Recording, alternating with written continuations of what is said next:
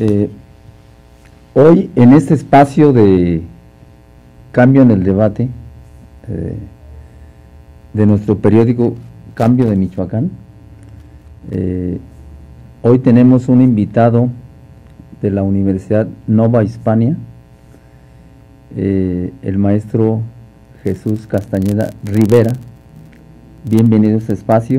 Muchas gracias. Es un espacio donde damos entrada a los problemas tanto estatales como nacionales, hasta internacionales, y en ese sentido y en el marco del inicio de clases en México, en donde 27.5 millones de niños y niñas y jóvenes regresan a las aulas, no sabemos si con gusto o con susto o con preocupación, y en este espacio hoy quisiéramos que nos platicaras tú de este diplomado que están impartiendo en esta universidad sobre las matemáticas y cuál es el objetivo fundamental que se persigue con este diplomado. Y pues bienvenido a este espacio de Cambio en el Debate. Muchas gracias, maestro Rafael. Pues bueno, antes que nada agradezco mucho la oportunidad que nos da usted y su auditorio de poder convivir esta mañana con ustedes. En efecto, la Universidad Nueva Hispania pues ha planteado inducirse dentro del área de la enseñanza de las matemáticas como una de las necesidades que a nivel nacional y a nivel estatal más preocupan en nuestro estado. Hay diversas evaluaciones sobre la enseñanza de las matemáticas desde el nivel básico hasta el nivel superior, y se ha observado, al menos de la prueba enlace y de la prueba PISA, que el 63% de los estudiantes de nivel básico tienen problemas con las matemáticas. De este 63%, casi la mitad tiene un problema que nosotros llamamos grave, en el sentido en que no comprende, no puede comprender la simbolización matemática, ni mucho menos interpretarla en sus problemas de la vida cotidiana. Y otra parte tiene un dominio, digamos, regular de esta parte, pero aún presenta esta problemática. Y en ese sentido, ¿cuál fue el interés fundamental y a quién va dirigido este diplomado en esta universidad? El diplomado va dirigido a profesores de nivel medio superior y de nivel superior, ¿sí? ¿Cuál es el objetivo de este diplomado? El colaborar en la formación de recursos humanos especializados en la enseñanza de las matemáticas, pero en una enseñanza de las matemáticas distinta. ¿Por qué? Porque hemos podido analizar, observar que es la forma en la que se enseñan las matemáticas lo que no permite que los estudiantes se interesen por ellos. Hay como una desmotivación generalizada, digamos, al estudiar matemáticas. El niño, desde la educación primaria, desde la educación secundaria, presenta muchos problemas en su aceptación hacia las matemáticas. Y después viene un segundo problema, que es el de la comprensión.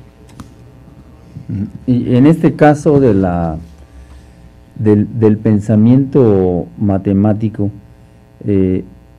pudiera pensarse que tenemos una cultura muy en el campo de lo visual, y en donde hay como un descuido en las aulas, en los procesos educativos, de la parte abstracta, y como que no se clarifica bien sobre los objetos matemáticos, objetos formales, que efectivamente no guardan un vínculo directo con la realidad.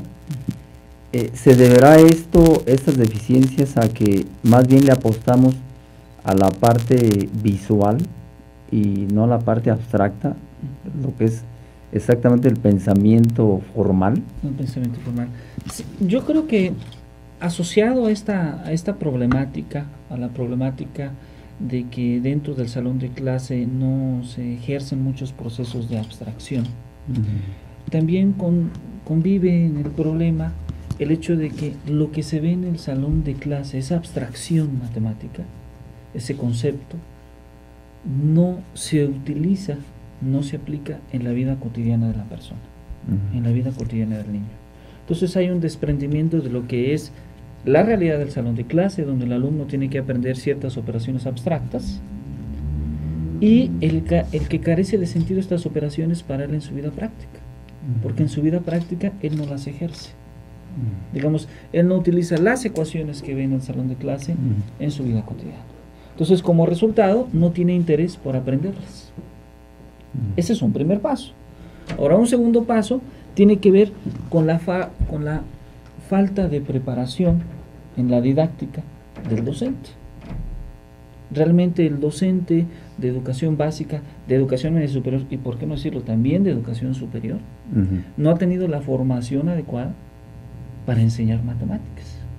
La mayoría de los profesores que enseñamos matemáticas somos profesionales o profesionistas dedicados a la docencia. O en su caso, quienes somos matemáticos, pero no profesores de matemáticas. Entonces, el quehacer intelectual es distinto. ¿Por qué? Porque hay un proceso que nos lo dicen algunos especialistas en didáctica francesa, como Louis Brusseau, que nos dice que hay un proceso de transposición didáctica. La transposición didáctica consiste en que este concepto matemático abstracto, este concepto de número, ¿cómo hace el profesor para representarlo de una manera que sea comprensible para el alumno? Claro, sin perder el concepto, que es algo muy importante y difícil, ¿no? Porque finalmente cuando tratas de hacer un concepto abstracto a algo aplicado, puedes perder ese concepto. Y hay otras teorías, la teoría de representaciones semióticas de Ralph Duval, que nos dice qué tipos de representaciones podemos utilizar para hacer que ese concepto abstracto sea accesible para el estudiante, sea en la parte visual, sea en otro tipo de abstracción, sea en algo manipulable, sea en algo aplicado. El problema es que muchas veces nuestros docentes no tienen la formación adecuada para poder llevar a cabo estas distintas representaciones y estos procesos de transposición didáctica. Y en este caso, ¿qué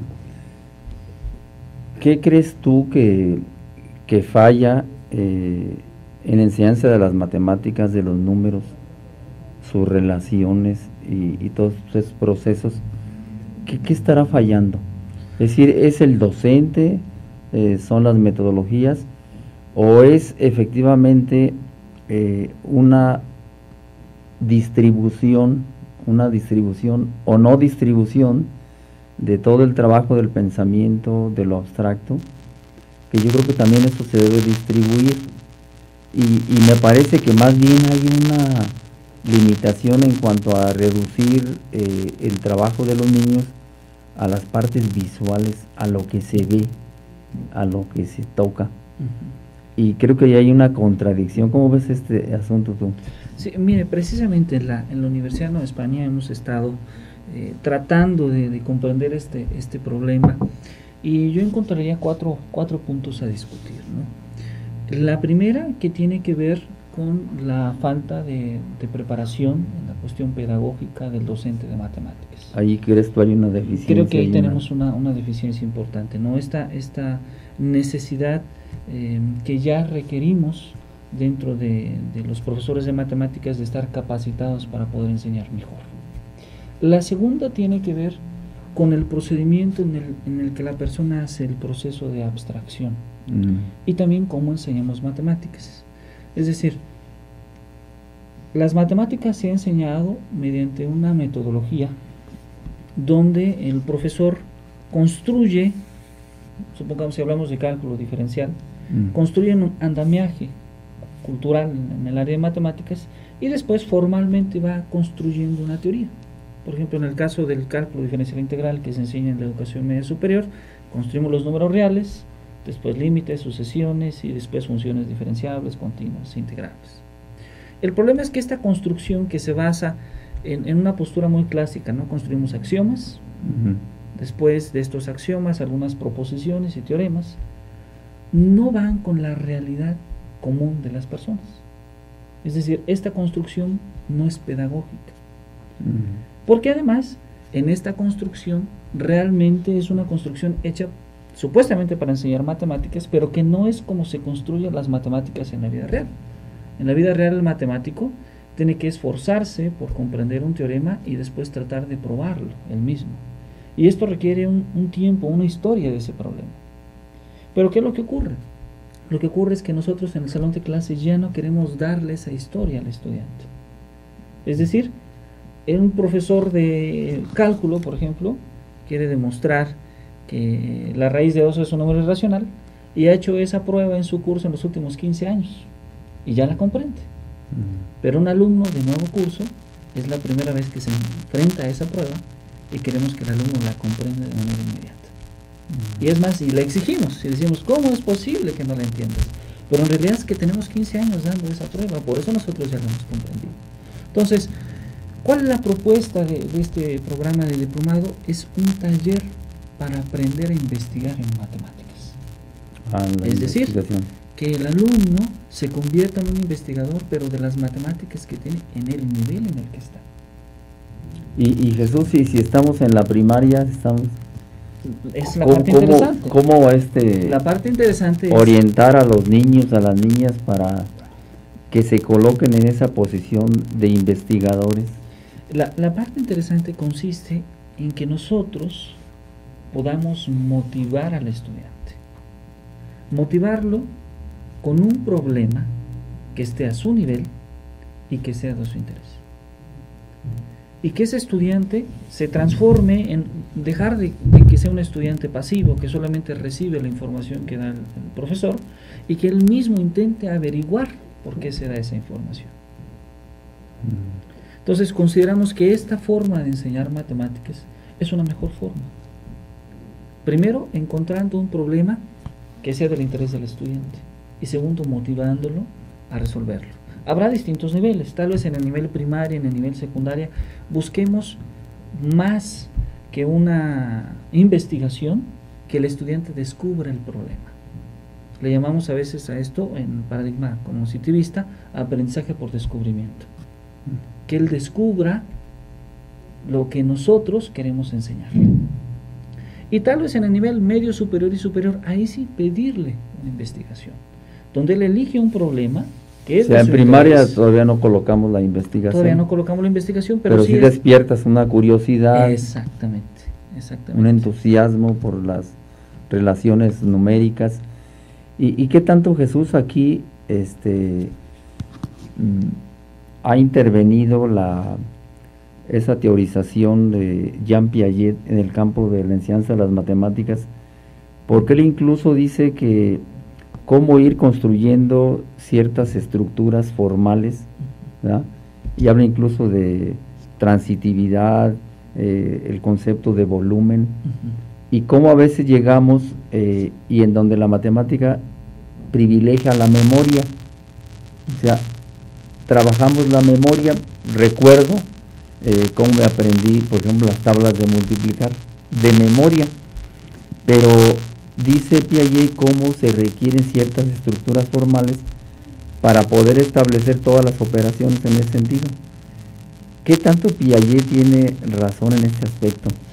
Mire, es una pregunta muy interesante que comúnmente nos hacemos.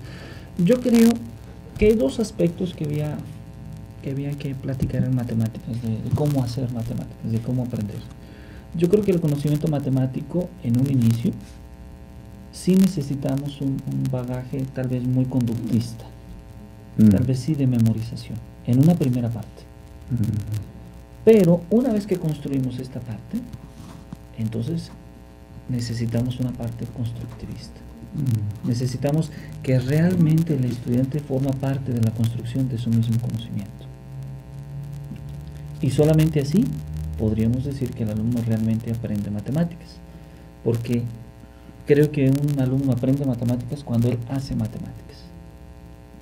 Entonces necesitamos también cambiar el perfil del profesor, ¿no? No solamente como alguien que enseña matemáticas, sino es que alguien que ayuda al alumno a la construcción de sus propias matemáticas. Entonces no es un problema de las matemáticas, porque en el sentido de que quien enseña matemáticas hay la imagen de que son genios, que son gente extraordinaria, fuera de serie, E incluso fíjate que el profesor de matemáticas asume esa posición, ¿eh? Es decir, ¿qué significa esto? Que todos podemos aprender matemáticas, que todos podemos acceder en ese sentido, pero ¿por qué Jesús, por qué tú sí encontraste ese camino? ¿Qué condiciones de tipo social, cultural se necesitan frente a una sociedad muy desigual en ese aspecto? ¿Tú cómo ves esto? Sí, mire, yo creo que mucho nace en la formación básica. Mucho de este problema surge en la educación, digamos, preescolar primaria, o preescolar, desde preescolar, que es cuando el docente logra que sus alumnos adquieran un gusto por los números. Ahora, ciertamente, no todas las personas van a desarrollar solamente ese tipo de inteligencia, que llaman la inteligencia lógico-matemática, ¿no? Habrá otros que busquen otros caminos, otras áreas de crecimiento personal, pero sí gran parte de la problemática surge en la educación básica. ¿Por qué razón? Porque probablemente nuestros docentes no han logrado motivar de una manera adecuada a los estudiantes de nivel básico. Nosotros hemos hecho algunos experimentos donde encontramos que hay alumnos que a una muy temprana edad pueden adquirir niveles muy altos de matemáticas. Por ejemplo, como profesor en mis inicios estuve participando en la organización de la Olimpiada de Lógica y descubrimos aspectos muy interesantes, ¿no? Aspectos como que tenemos alumnos entre 15, 16, 17 años que pueden alcanzar niveles muy altos de abstracción en matemáticas y en lógica. ¿En base a qué? Primeramente en base a una motivación, en base al gusto. Algo que tiene tal vez la ciencia y que puede ser interesante es que la ciencia es muy justa, podríamos decirlo en cierta medida, ¿no? Para la ciencia no existen tal vez clases sociales, en el sentido en que toda persona que desea disfrutar de hacer ciencia, disfrutar de aprender y hacer matemáticas, puede hacerlo en cualquier nivel. Y será ese avance personal, esa serie de abstracciones personales, las que le permitan desarrollarse o no desarrollarse. Tal vez lo que necesitamos es en nuestra educación fomentar el desarrollo de esas abstracciones, que lamentablemente no se fomentan hoy en día. Y prueba de ello pues son los resultados en estas evaluaciones que se hacen tanto a nivel nacional como a nivel internacional, donde los mexicanos y en particular los michoacanos pues aparecemos en las últimas posiciones. ¿Y tú cómo en tu proceso individual de formación, en qué momento decides orientarte por los números, por las matemáticas, por el pensamiento formal? ¿En qué momento descubres eso?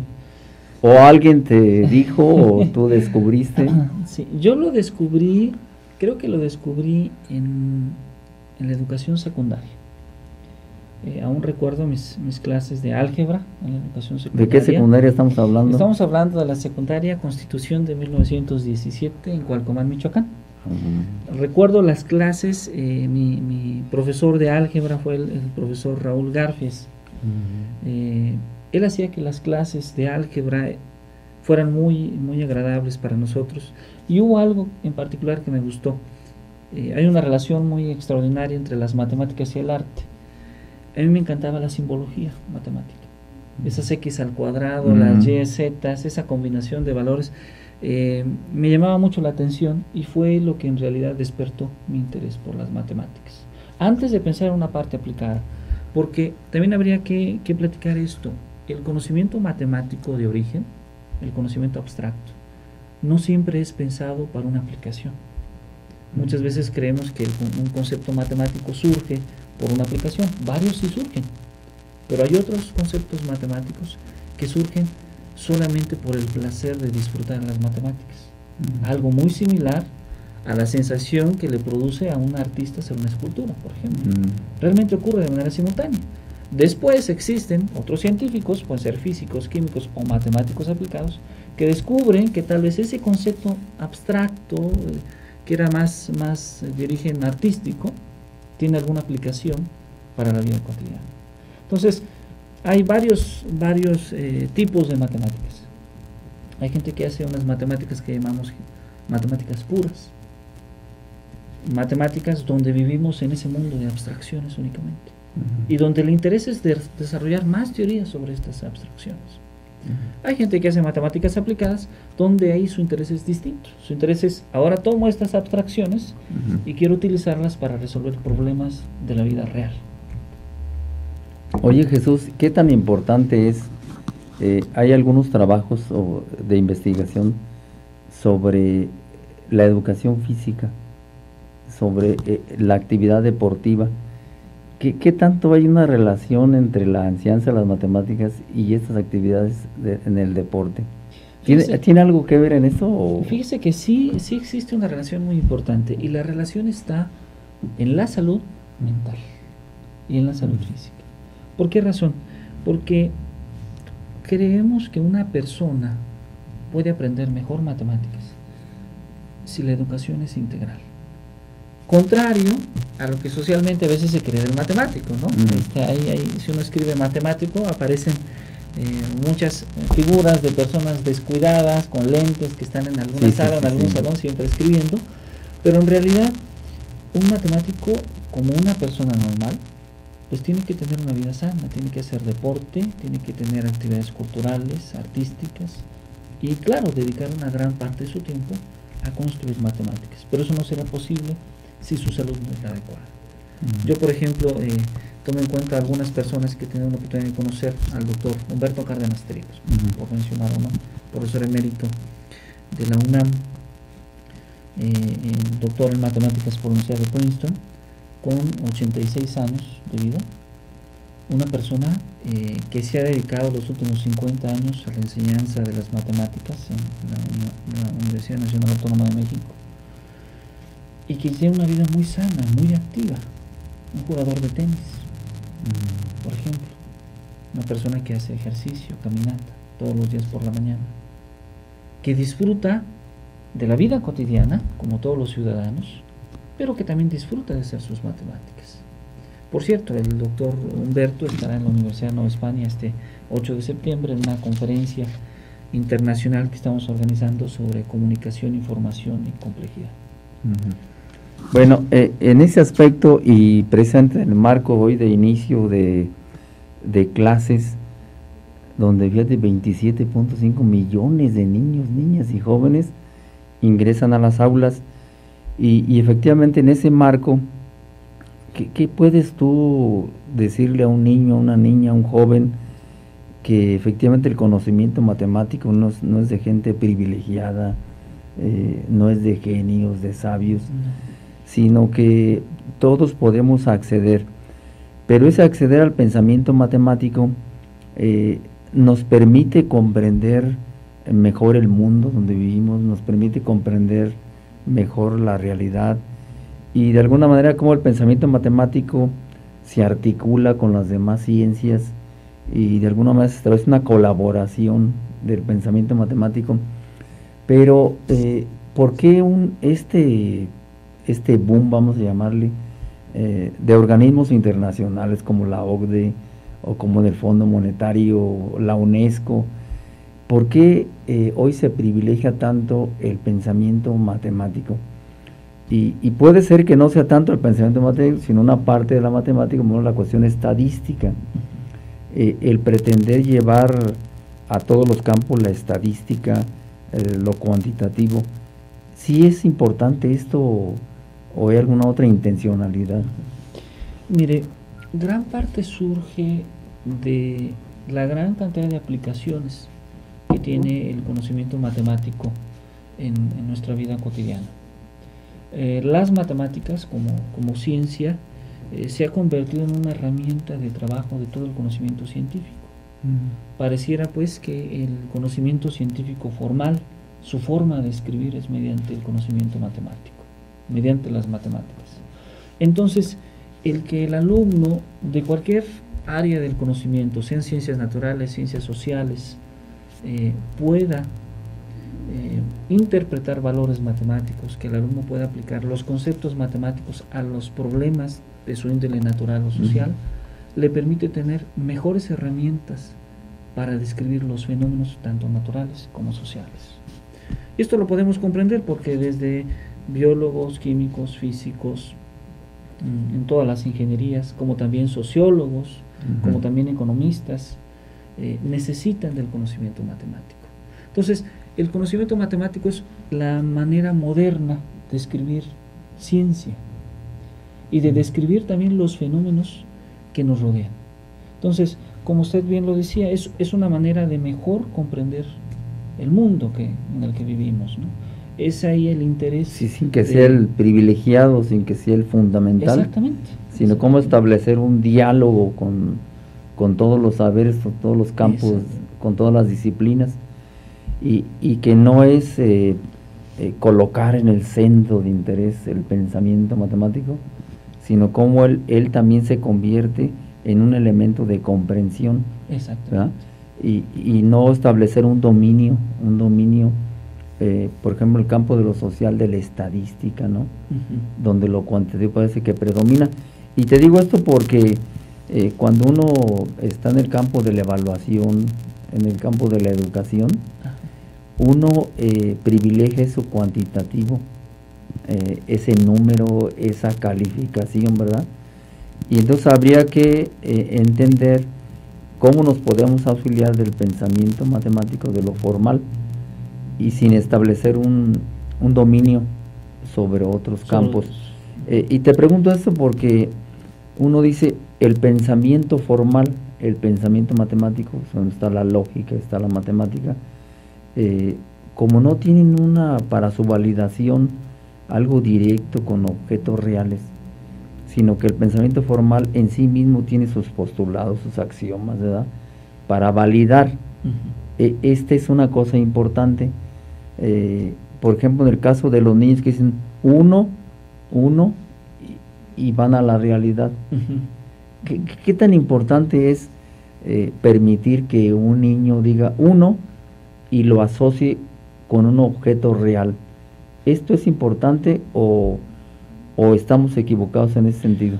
En realidad es algo muy importante y forma parte de ese proceso de abstracción, ¿no? O sea, en una primera etapa, tal vez el niño de educación básica necesita escribir un uno, pero comprender que ese uno es real, que hay algo que puede manipular esa unidad, o esas dos unidades, o esas tres unidades. Existe una asociación entre la abstracción y la realidad. Después, en un nivel un poco más alto de abstracción, pues comprendemos que el alumno solamente necesita escribir el prefijo 1 o el prefijo 2. Y ya no el objeto real. Y ya no el objeto real, exactamente. Ya no ese paso es lo importante, ahí está la clave. Yo siento en la matemática, ¿en qué momento volamos, saltamos del objeto real y entonces trabajamos objetos formales? Este es, yo creo, un problema importantísimo. Sí, porque es ahí justamente cuando se da el proceso de abstracción. Justamente ese es el proceso de abstracción, el de ya no necesitar de un objeto real para poder saber que existe un objeto real. Y saber también que tú puedes ahora trabajar con reglas, con códigos muy específicos que no tienen que ver nada con el objeto real. Y entonces habría que pensar también, Jesús, cómo saltar de lo empírico. Yo veo un problema serio ahí. Más bien nosotros siempre estamos acostumbrados a la idea y la asociación con el objeto real. Pero debemos exactamente dejar el objeto real y trabajar efectivamente con esa autonomía, esa independencia, el campo del pensamiento formal. Y eso encuentra unos problemas, Jesús, en ese sentido. ¿Por qué la matemática y la lógica en bachillerato, que di 30 años en la Michoacana, se dificultaba? Porque no podíamos dejar el objeto real, lo empírico. Y yo pienso que ahí hay un problema. ¿Cómo lo ves tú? En efecto, ahí es donde se centra la mayor problemática, ¿no? En cómo inicia este proceso de abstracción y después cómo este proceso de abstracción se vuelve un proceso de abstracción simbólica. Por ejemplo, el concepto de modelo matemático es probablemente el mejor ejemplo de este proceso de abstracción. ¿En qué consiste este concepto? Bueno, consiste en que observamos un fenómeno natural o social que por cierto es un concepto altamente utilizado en toda la ciencia. Vemos las variables del fenómeno y después de estas variables hacemos un modelo abstracto que describe cómo es ese fenómeno y que inclusive en algunos momentos predice pero cómo idealmente, será, formalmente ya. idealmente de acuerdo a las variables. Y lo que nosotros esperamos es que este modelo describa realmente la realidad del fenómeno, que son los resultados. La parte que hace que el conocimiento científico sea extraordinario y apasionado es que muchas veces, en la mayoría, hay una garantía de que el resultado de ese modelo matemático va a coincidir con lo que va a suceder en la realidad. Eso es lo que realmente hace que el conocimiento científico y que esta serie de abstracciones y modelos y teorías tengan un gran valor social. Oye, Jesús, ¿y por qué no nos platicas de tus premios que has obtenido en el campo de las matemáticas? Mire, yo he sido muy afortunado. Inicié como un profesor joven en 2007 en la Universidad Nueva España, un profesor de física, de matemáticas. De manera continua yo he continuado mis estudios tanto de licenciatura como de maestría en el área de ciencias matemáticas. En 2009 tuve la oportunidad de que el doctor Humberto Cárdenas Tribus dirigiera mi trabajo de tesis de licenciatura, donde obtuvimos el premio Mixval, el premio a la mejor tesis nacional de matemáticas aplicadas. Posteriormente, ya en mis estudios de maestría, la Universidad Interamericana para el Desarrollo me otorgó el premio MIT 2011, también por la contribución de la tesis de maestría. Pero asociado a esto, pues hemos estado trabajando en algunas actividades que tienen pues distintas implicaciones sociales, como son las Olimpiadas del Conocimiento, donde tanto el Ayuntamiento de Morelia, a través del premio Condecoración al Mérito Juvenil y el premio estatal al Mérito Juvenil, nos lo han entregado en el 2006 y en el 2005. ¿Y dónde hiciste tus estudios de matemáticas? Yo hice mis estudios de licenciatura en la Facultad de Ciencias Físico-Matemáticas de la Universidad Michoacana. De San Nicolás de Hidalgo. De San Nicolás de Hidalgo, así es. Con una estancia en la Universidad Nacional Autónoma de México. Ah, muy bien. Jesús, ¿qué proyectos tiene la Universidad Nueva Hispania para el futuro? Pues mire, tenemos este inicio del diplomado en la enseñanza de las matemáticas, basado en la motivación, un diplomado que imparte el doctor Horst Beyer, un doctor en física matemática. ¿Ya inició el Ya iniciamos este fin de semana, pero aún se pueden inscribir las personas interesadas. Él es doctor en física matemática por el Instituto Max Planck en Alemania. Pero también este 8 de septiembre tenemos una conferencia internacional sobre comunicación, información y complejidad, que consideramos que es la reunión en el ámbito de la complejidad más importante a nivel latinoamericano. Vamos a tener la visita de distinguidos investigadores, desde doctores de la Universidad Nacional Autónoma de México, de la Universidad Autónoma Metropolitana, a nivel nacional, pero también vamos a tener algunos invitados de Estados Unidos, de Francia, de Alemania, que nos van a acompañar en este día, esta sesión larga realmente del 8 de septiembre en la Universidad Nueva España. ¿Y se requiere para estar en las matemáticas alguna edad específica o no tiene que ver nada las edades en el aprendizaje de las matemáticas? Mire, generalmente no hay un parámetro para decir solamente los muy jóvenes o los muy mayores hacen matemáticas. Yo creo que a toda edad podemos disfrutarlo, ¿no? Bien lo dicen los grandes matemáticos, lo importante es disfrutar las matemáticas, tener una pasión por ellas, y entonces los resultados matemáticos vendrán por sí solos. Pero algunos premios, como la medalla Fields, se entregan a lo más de 45 años, a menores de 45 años de edad, porque coincide, no es un parámetro, pero coincide que muchas de las contribuciones batemáticas que se hacen son en personas de los 30 a los 45 años. ¿Por qué este resultado? Porque la mayoría de las contribuciones más importantes surgen de las tesis doctorales.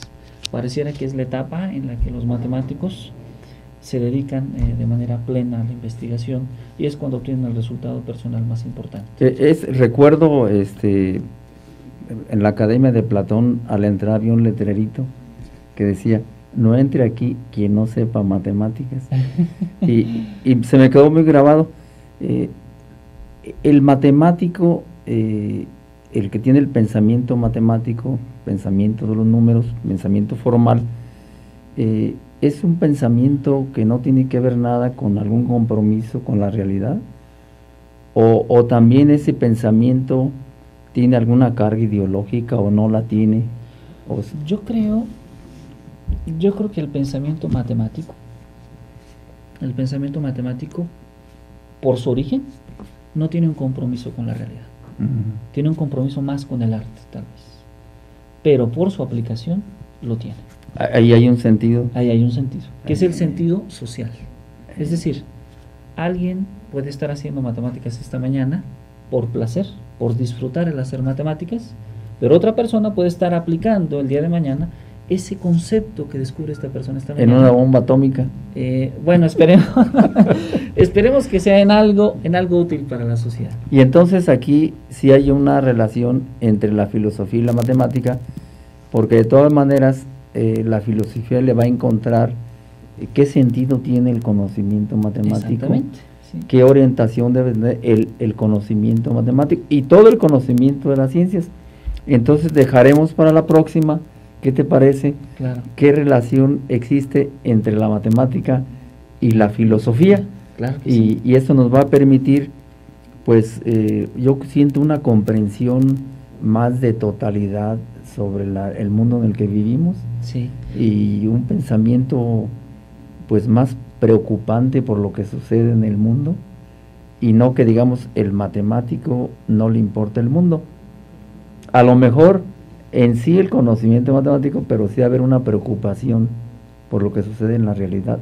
Sí. ¿Cómo ves esto? No, y además recordemos que el matemático es una persona que forma parte del mundo, y claro que tiene una preocupación, pero yo aquí abriría dos espacios, ¿no? La preocupación que tiene como matemático, como científico, y la preocupación que tiene como ciudadano, que eso es algo muy importante, ¿no? Y tal vez uno de los ejemplos más populares es el mismo Albert Einstein, hablando en relación a la Bertrand Russell en la calle, en la marcha. Exactamente, es importante. ¿Por qué? Porque, por ejemplo, Einstein en sus escritos presentaba diversos formatos, ¿no? El formato como físico. ¿Y hacia dónde va la ciencia? Como ciudadano, exactamente. Como una preocupación del ciudadano. Ahora, ¿qué creo que nos falta a nivel social, en la ciencia y en la educación? También no solamente preocuparnos por la parte académica, por la parte científica, sino también tratar de recuperar el humanismo. Esa sensibilidad social es muy importante, y no pensar que estamos en una torre de marfil, ¿verdad? Sí. Sino que estamos insertos en un conjunto de relaciones y que ahí hay un compromiso también. Entonces el conocimiento matemático también debe tener un compromiso en ese sentido. Sí, sí, claro que sí. Jesús, apenas empezamos la plática, de hecho, sí. Y algo me querías tú contar sobre algún otro proyecto en la Universidad Nova Hispania. Sí, me decías tú que precisamente la universidad, pues estamos organizando esta reunión el día 8 de septiembre, esta reunión sobre comunicación, información y complejidad. Queremos pues invitar a todo su auditorio que nos acompañe.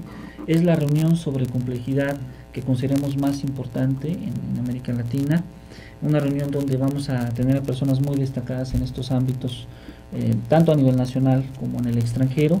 ¿Cuáles son los temas de esta conferencia? Los temas son la complejidad en sus distintos ámbitos, desde la biología, desde la educación, desde la física, desde las matemáticas, desde la computación, ¿no?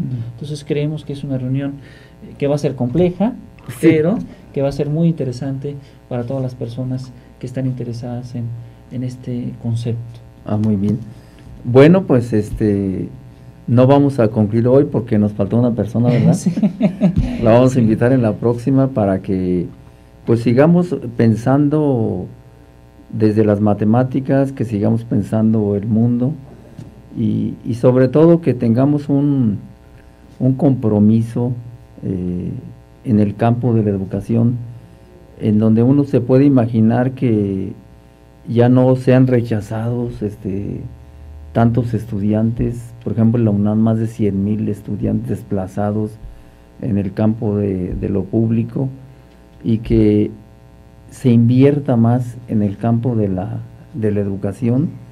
Y yo creo que todos los niños y niñas que hoy regresan y jóvenes a clases, creo que tienen una idea ahora de que la matemática, el pensamiento matemático no es algo privilegiado, sino que todos podemos acceder, y sobre todo que le demos un sentido a todo el conocimiento, en cuanto que, como decías tú, el centro de interés efectivamente sea el ser humano, sea la condición humana, y que no descuidemos la parte del humanismo. Ojalá que no sea el humanismo europeo, donde decía Frantz Fanon que se habla mucho del hombre, pero inmediatamente se le asesina, se le mata, ¿verdad? Y yo creo que sí hay que recuperar esta parte y no desvincular ni el conocimiento matemático, ni el experimental, y ni el antropomórfico, el campo de las ciencias sociales, ni el reflexivo, que es el campo de la filosofía, y que tengamos una visión de conjunto sobre la realidad, no parcializada. Y precisamente eso que van a impartir ustedes sobre la complejidad nos da la idea de que todos los componentes de la realidad se vinculan, se relacionan, y que no tenemos por qué tener una parcialización ni del conocimiento ni en general de la cultura. Jesús, pues este es tu espacio, pues muchas gracias, y esperamos que en la próxima nos vamos a ver, y que ojalá llegue la otra persona que hayamos invitado para seguir platicando. Claro que sí, yo le agradezco mucho a usted y a su auditorio la oportunidad de reunirnos esta mañana, y en efecto coincido con usted, es muy importante recuperar el humanismo, no olvidar, la ciencia es neutra, la decisión de qué hacer con el conocimiento científico, para bien o para mal, depende de nosotros. Y es campo de la filosofía. Exactamente. Es campo de la filosofía. Pues gracias, Jesús. Gracias. Muchas gracias. Muy amable.